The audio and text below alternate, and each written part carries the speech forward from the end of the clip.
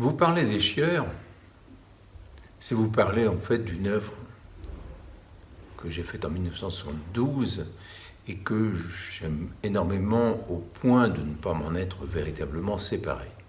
Je ne voulais pas m'en séparer pour plusieurs raisons. D'abord parce que c'est un tableau composé de 7 tableaux. En fait, c'est une œuvre composée de 7 tableaux. Je ne sais pas comment on dit, ni un diptyque, ni un triptyque, ni un quadriptyque, peut-être un septyque, faut-il dire.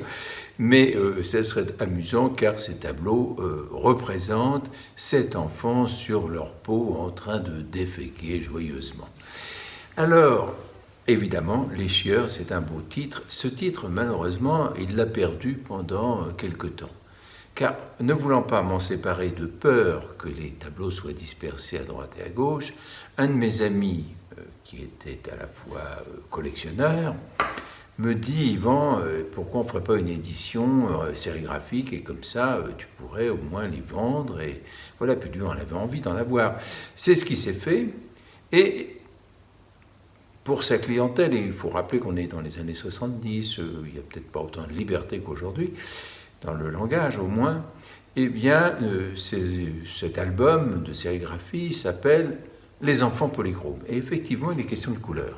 Il est question de couleur parce que c'est une sorte de plaidoyer pour la couleur, une théorie de la couleur, au fond comme il y en a eu d'autres, et qui n'est pas tellement différente finalement, sinon qu'elle se veut une étude un peu idéologique de la couleur. Alors, on voit évidemment que la même image de ces enfants qui s'appelleront de temps en temps aussi les enfants sur le pot. Le rouge, c'est une couleur qui se veut à la fois d'interdit, de terrestre, donc de politique en même temps, par son association avec les contestations. Le bleu est beaucoup plus idyllique, beaucoup plus serein, se veut aussi céleste. Donc, toutes les couleurs sont supposées, à partir du moment où on dit cela, avoir une sorte de connotation plus ou moins politique, plus ou moins idéologique. Chacun de nous sait que le vert a fini par être la couleur de l'écologie, qui fait un présupposé que la nature serait verte. Il semble absolument faux, car la nature est extrêmement polychrome, bien au contraire.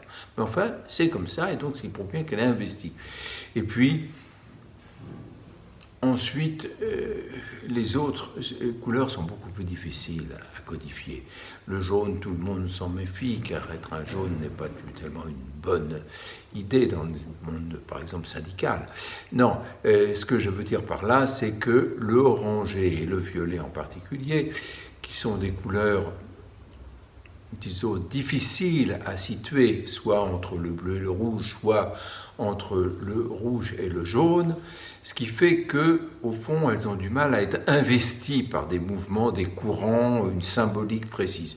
Sinon, du côté ecclésiastique, par exemple, pour le violet, et l'orangé est plutôt une couleur, disons, solaire, intense, et donc qui a tendance à être associée à la fois au plaisir, au goût, à une certaine délectation.